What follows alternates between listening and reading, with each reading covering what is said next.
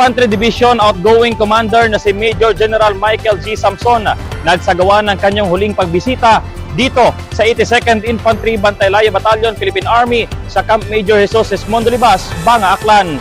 Mainit siyang sinalubong ni Lieutenant Colonel Elmar El Salvador, commanding officer ng 82nd IB, kasama ang mga opisyal at kasundaluhan ng batalyon.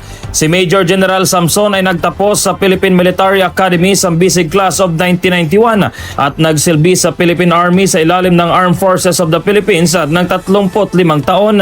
Sa kanyang mensahe, nagpasalamat ito sa hindi matawarang suporta, dedikasyon at profesionalismo ng mga Bantaylaya troopers sa buong panahon ng kanyang panunungkulan bilang commander ng 3rd Infantry Division. Since I will be retiring, hindi man kayo makadalo doon, kaya ako nang pumunta dito sa inyo upang magpasalamat at magbigay pugay sa inyong kooperasyon at suporta sa akin bilang officer ng Forces of the Philippines, being naging commander nyo sa 301st Brigade at naging commander nyo sa 3rd ID. Maraming salamat at mabuhay kayong lahat.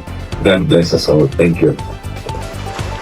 Pinuri rin niya ang batalyon sa patuloy nitong ambag sa pagpapanatili ng kapayapaan, kaayusan at kaunlaran sa Western Visayas.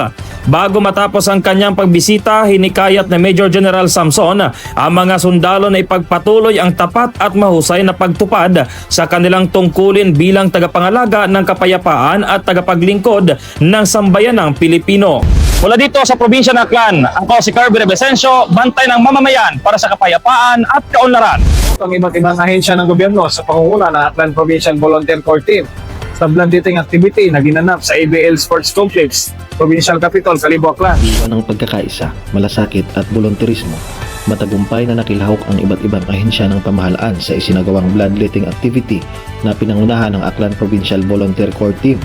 Bilang bahagi sa paglulunsad ng volunteerism project, idinaos ang nasabing aktibidad sa ABL Sports Complex, Provincial Capital, Kalibo, Aklan, kung saan nagtipon ang mga opisyal at kawani ng iba't ibang tanggapan ng pamahalaan, kasundaluhan, Philippine National Police, Bureau of Fire Protection at MDRRMO ng Kalibo, mga voluntaryo at mga individual na kusang loob na nag-alay ng dugo upang makatulong sa mga nangangailangan. Layunin ng gawaing ito na mapalakas ang diwa at volunteerismo at mahikayat ang mas marami pang mamamayan na makiisa sa mga programang nagliligtas ng buhay at nagtataguyod ng malasakit sa kapwa. Ipinakita ng mga kalahok na ang simpleng paglalaan ng oras at pagbibigay ng dugo ay isang mahalagang ambag sa komunidad. Patuloy na isinusulong ng Aklan Provincial Volunteer Corps Team ang mga programang nagbibigay inspirasyon sa bawat Aklanon na mas maging aktibong kabahagi sa pagbuo ng isang mas ligtas at mas mapagmalasakit na pamayanan.